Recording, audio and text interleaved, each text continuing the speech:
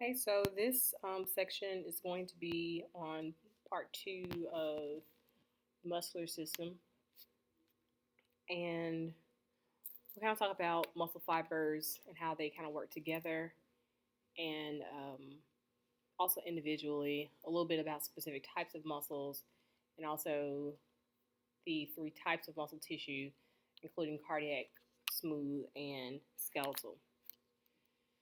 So, as we mentioned before, when muscles contract, they are responding to something. They're responding to a signal that's coming from a nerve cell.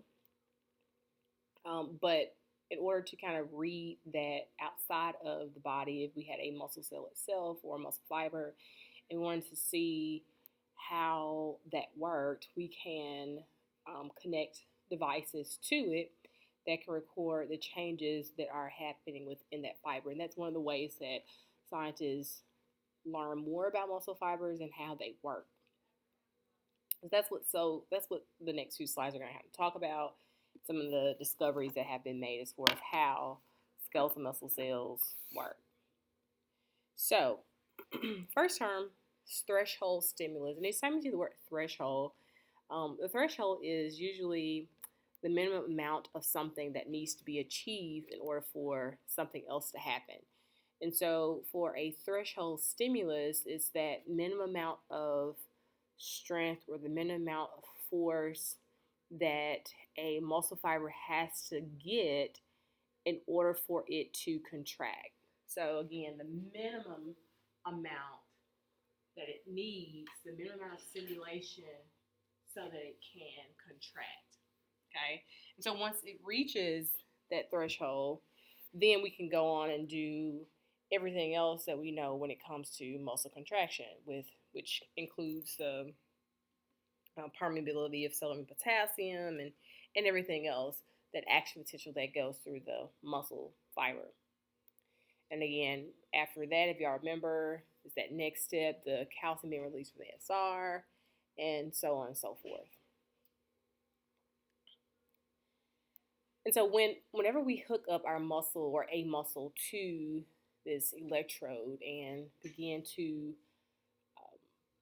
record what's happening with it, we also have what we call a twitch. And a twitch is just a single response. It's just that single muscle fiber that's contracting that one time from that single impulse. Okay. And if we look at this chart, there are a couple different periods or a couple different places that we can describe or see whenever we hook it up to an electrode and get this reading. The very first one is the latent period. Whenever we see latent is usually is time period where nothing's really happening. It's just kind of, it's where we have a stimulus, but it just kind of lays low, kind of like a latent virus. You could have like the herpes virus that causes cold sores is a latent virus. It gets into the body, kind of lays low, doesn't do anything, and then all of a sudden, boom, you see cold sores. Same thing for this. During the latent period of a muscle contraction, kind of lays low after the stimulus has come in contact. So that's after we've already come in contact with this virus. So latent period of this just kind of laying low, and then boom, everything starts to happen. So latent period again is where nothing is usually happening. But because of course we're talking about contraction, so this isn't going to be as long as maybe a latent period for a virus. And so this is less than 2 milliseconds for a latent period. And then the next two steps are pretty straightforward. It's going to be the period of contraction and then relaxation. Okay, so latent period where nothing really is happening. This is after, between the time of stimulation and contraction, and then relaxation. So this is talking about the length tension relationship and how if a muscle fiber is overly stretched or overly shortened, it could pose an issue when it comes to the way that the muscle fiber contracts. So the muscle fiber itself has what we call this optimum starting length. This is where we want it to be when it's at rest. And when we're talking about the length of it, that has to do with the arrangement of actin and myosin and how far they are or how much they're overlapping. And so this is kind of how we want them to be. If we have them too overly shortened, then they can't really develop any force to cause a contraction. And so the sarcomere, if y'all remember, when contraction happens, the sarcomere shortens. And so if it's already at this state of being extremely short, then it cannot shorten any further.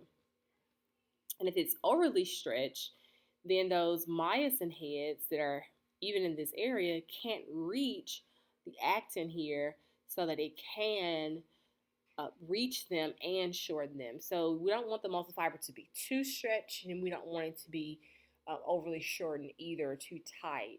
So it is an optimum length that we want the muscle fiber to be so that we can develop the best force for contraction.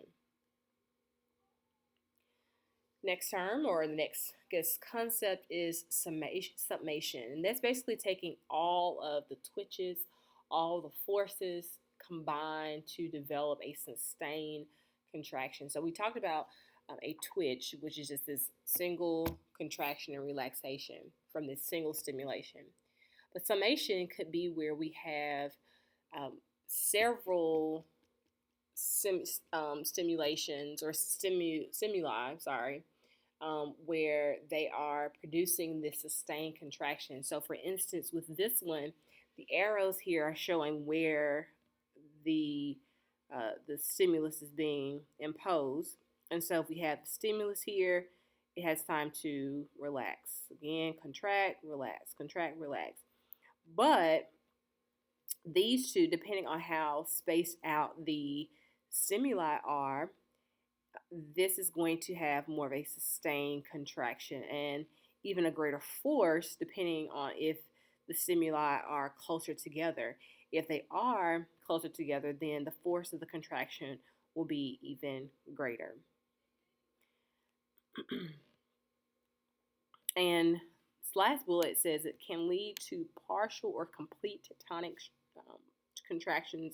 That just means a contraction that is just kind of almost similar to a muscle cramp, where it's this uncontrollable, just sustained contraction. So, as we know with everything, we know within a muscle, it's not just a single muscle fiber that's acting. Just like with a bone cell, it's not just a single bone cell that's acting. They're all interacting with each other. And we know that it's not just a single nerve cell as well. And so we have what we call a motor unit. And a unit, again, is something that's including multiple things. And so a motor neuron is going to be, a motor unit, is the motor neuron. Remember, the motor neuron is what's coming from the central nervous system or coming from the brain or spinal cord and sending a signal to a muscle to do something. And so it includes the motor neuron as well as the fibers, the muscle fibers, the muscle cells that it's attaching to. For instance, if this is the motor neuron here and it's attaching to those that are in red, that is one motor unit. Or if this motor neuron is attaching to this cell and this cell and this cell, that's another motor unit.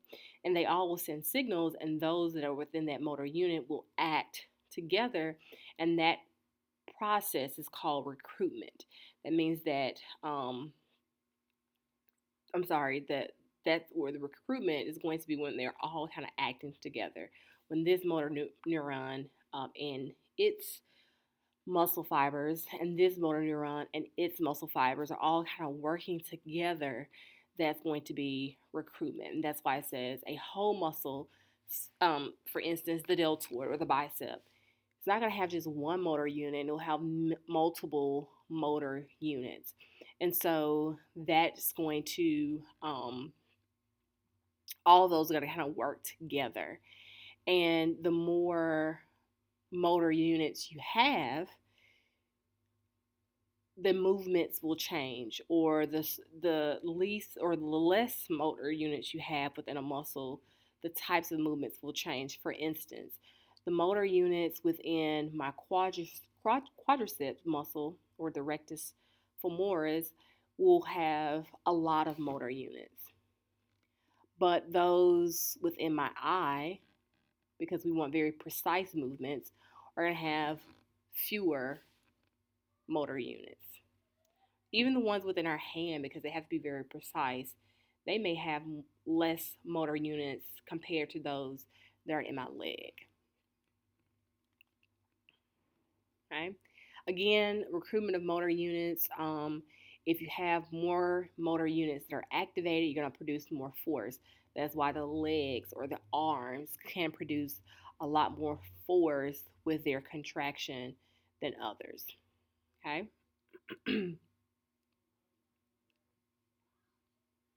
And this is basically always saying, as intensity of stimulation increases, just like we were talking about before, as we increase the stimulation or the intensity of the stimulation, you can have more motor units that are going to be recruited, which means they're going to be on board. And once multiple motor units are activated, then that could cause other motor units to become activated, and they basically kind of work together. They're all kind of recruiting each other to work together as one big muscle, like those that are in the arms and the legs. And so once that happens, when all these motor units are kind of working together, um, even if it's a small motor unit or a larger motor unit, they're going to result in sustained contractions. And a sustained contraction is just all of um, these contractions, that summation and recruitment part all together.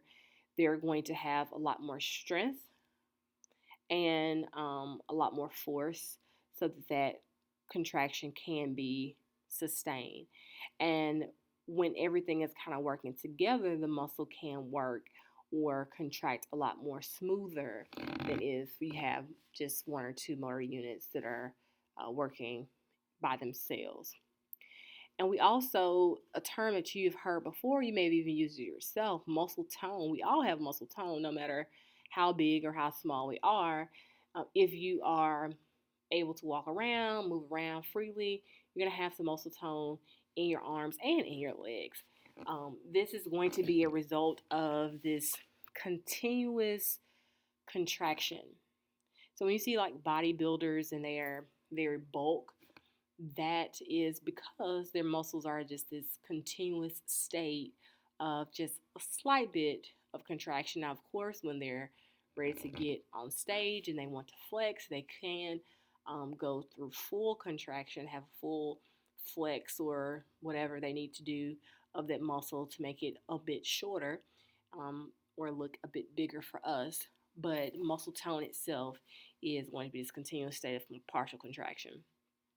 You know, you can lose muscle tone if you are not using muscles a lot. For instance, those that may have paralysis in certain areas of their body, that that limb may be smaller than what it would be if they were using it every day.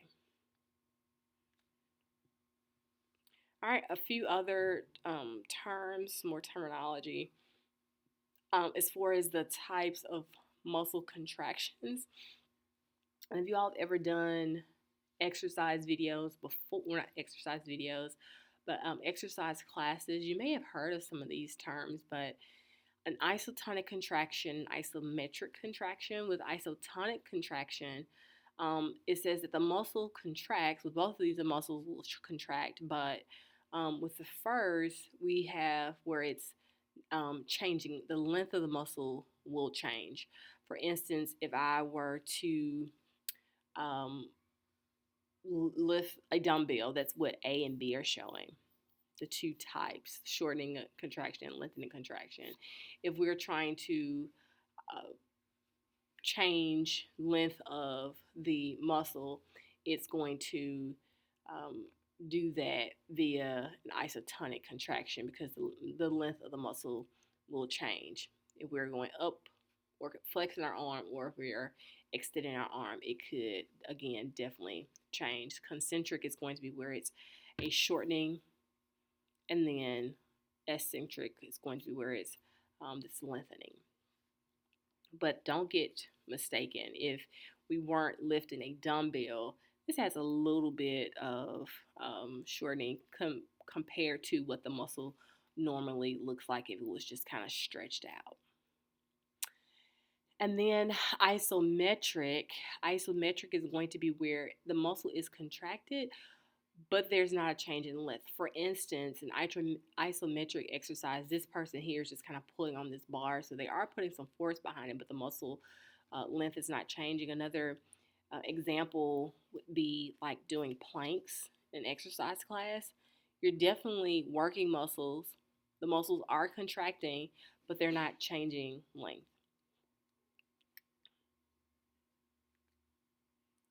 Also, within our muscles, we talked about how in different muscles you may have a lot of motor units, you may have very few motor units, but also some differences between the types of muscles may deal with the types of fibers that are there.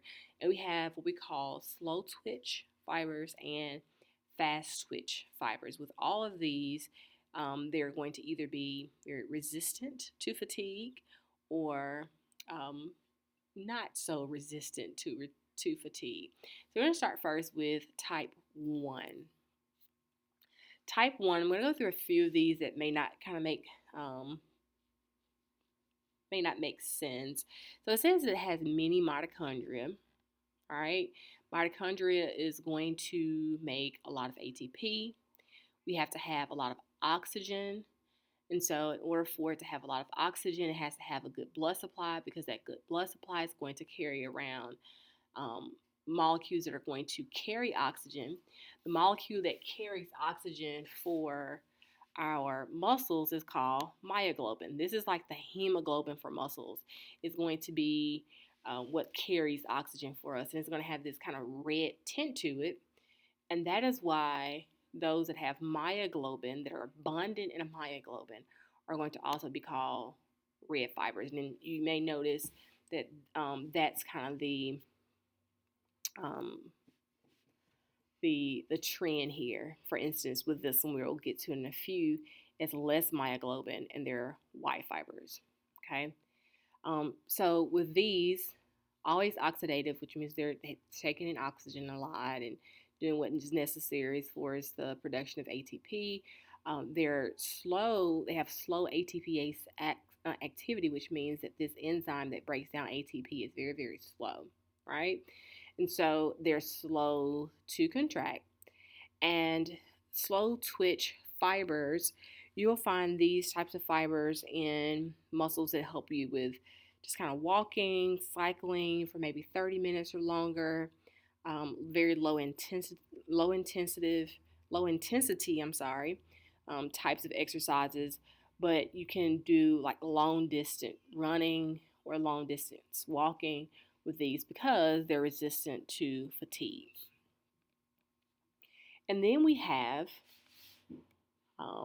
which one do we want to go to next? We'll go to this one, fast twitch type 2 fibers. With fast twitch type 2, again, if you notice, less myoglobin, right?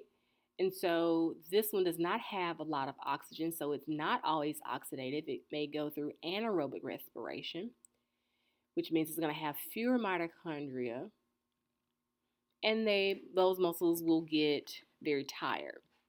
Okay, so with these types of muscles, we'll find these in place. Well, these muscles will help us with speed, strength, powerlifting, and powerlifting, like quick powerlifting, maybe 100-meter or 200-meter sprints. These are the muscles that will be activated in a 100-meter dash. Okay, and then we have the fast twitch fatigue resistant. So these are susceptible to fatigue, but they're fast twitch. This one's slow twitch, but they are resistant to fatigue. And so this is kind of an intermediate fiber. And so we have intermediate oxidative capacity. So it's a little bit between the two. That's why it says intermediate amount of myoglobin. But they're still going to be white fibers because it's not abundant in myoglobin. And these types of fibers will help with, and this is type 2A, speed, also speed, strength, and heavy weight lifting or heavy weight training. Um, Also, maybe fast running, but not like the 100-meter dash, maybe in this instance, the 400-meter dash. These are the muscle fibers that will be activated for instances or events or races, exercises like that.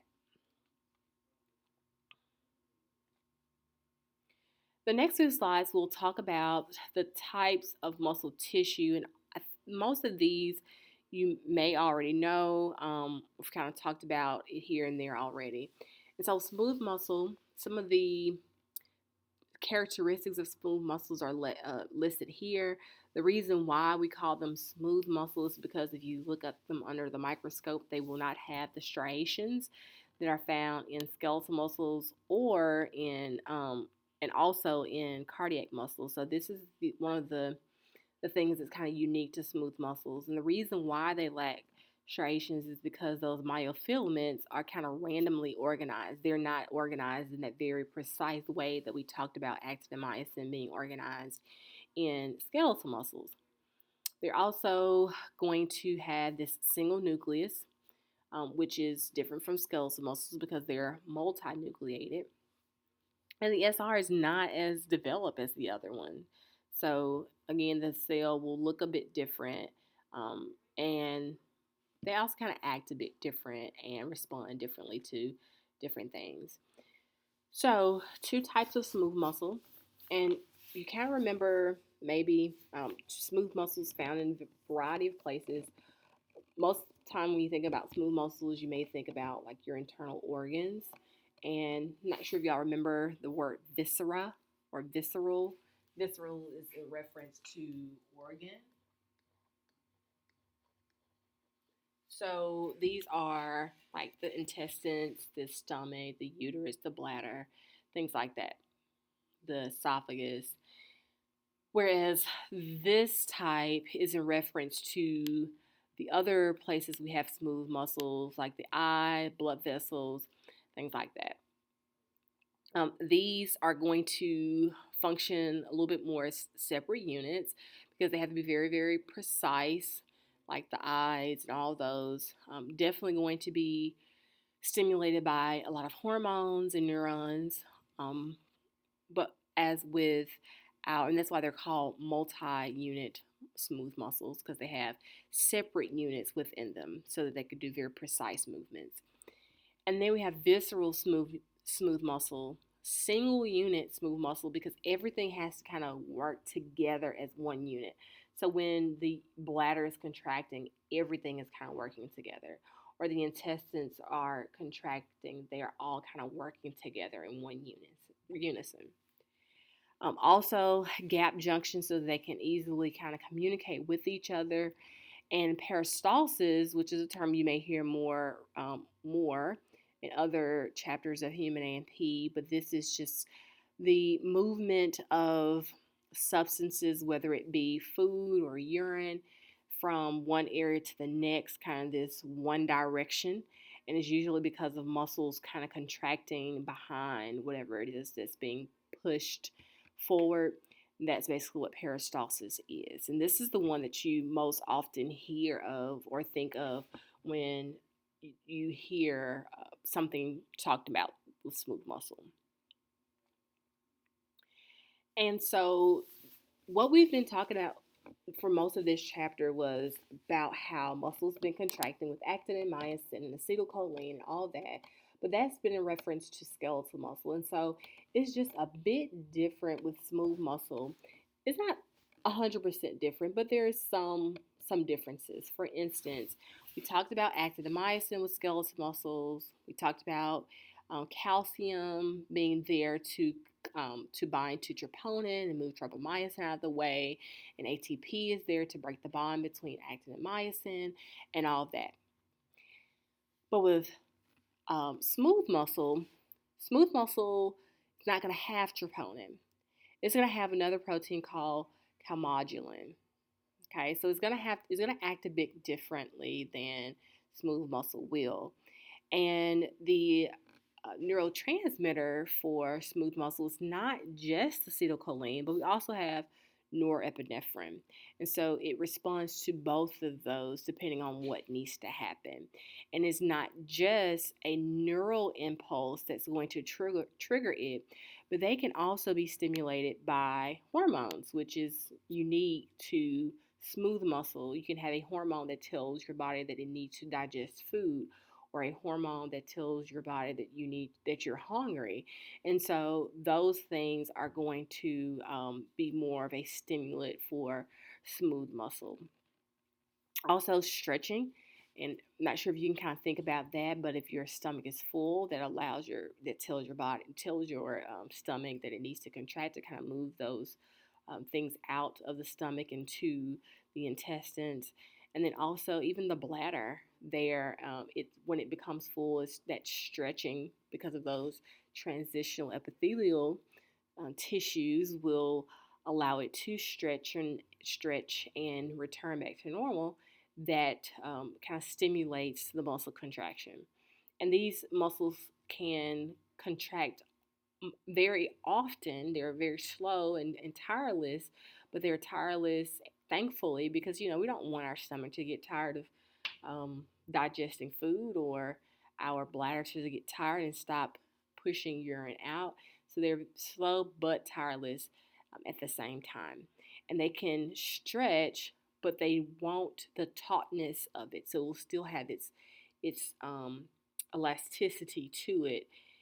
It still is contractibility to it as well, even though it has been stretched.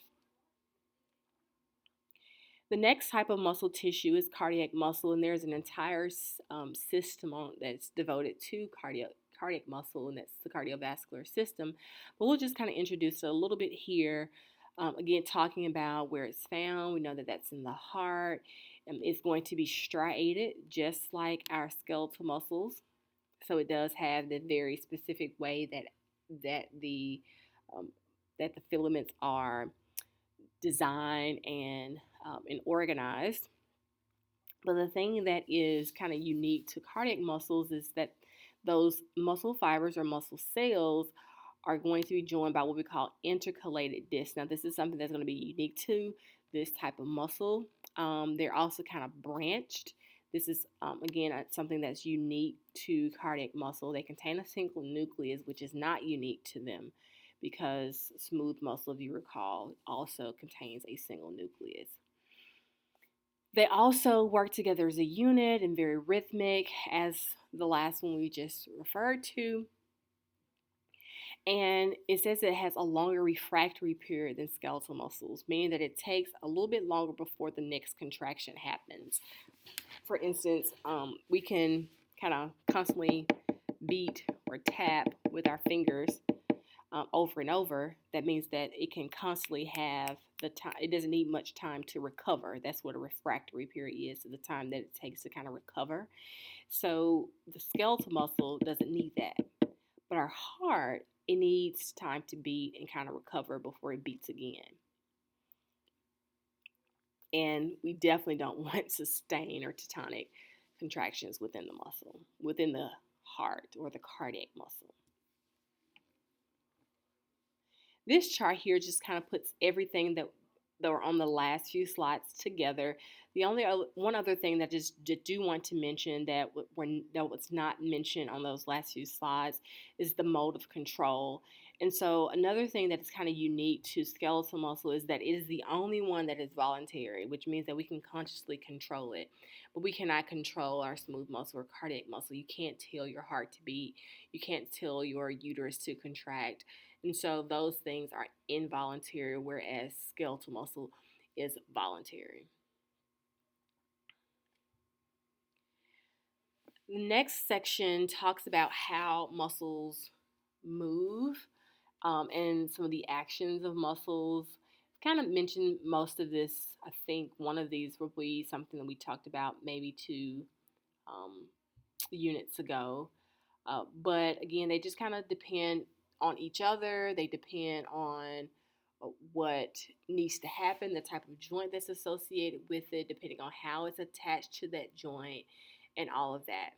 And this, I want to say, was something that we kind of mentioned when we were in the skeletal system, but it works, of course, with the bones to kind of act as a lever, whereas the bone is going to be this rod, the joint.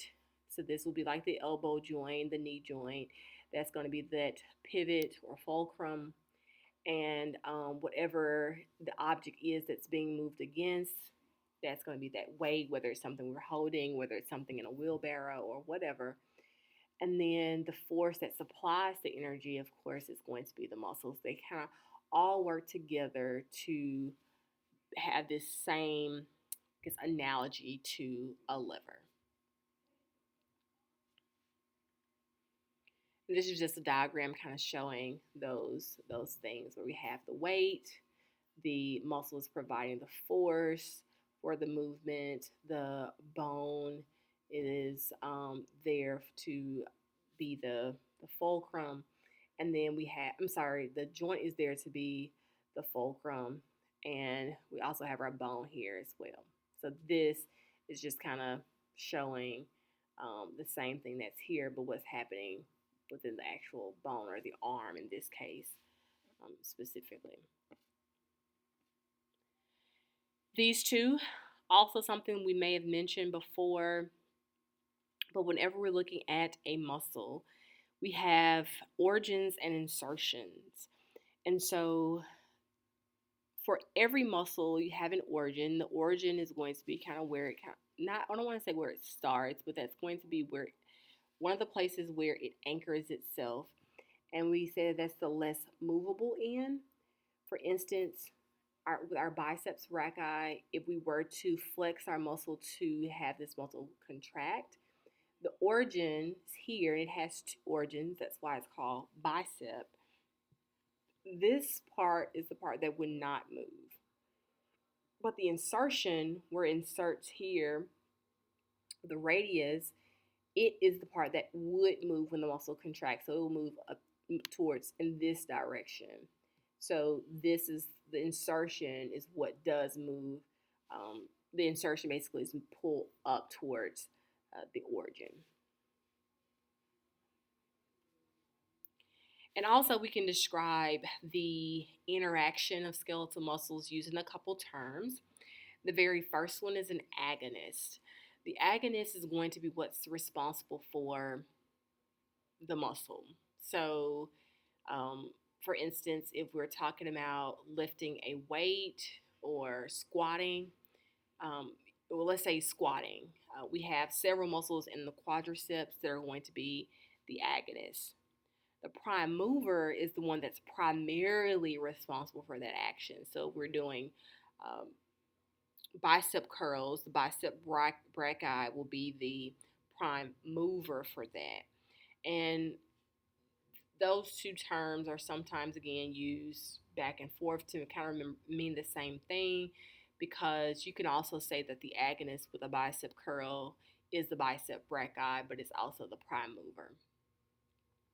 Synergists are those that kind of work together or help the prime mover work.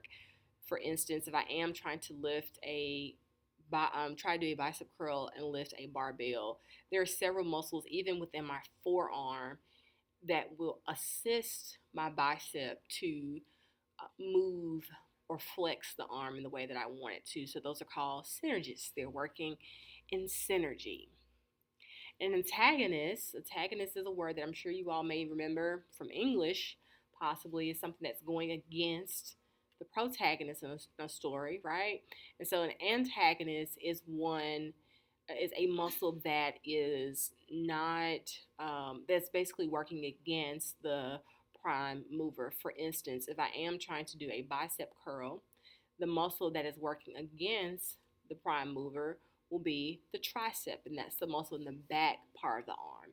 So that's going to be our antagonist. Or if I'm trying to do, if I'm trying to flex my leg, if I were trying to flex my leg, the muscles in the back of my leg would be my prime mover or my that synergist or agonist, and those in the front of my leg will be the antagonists.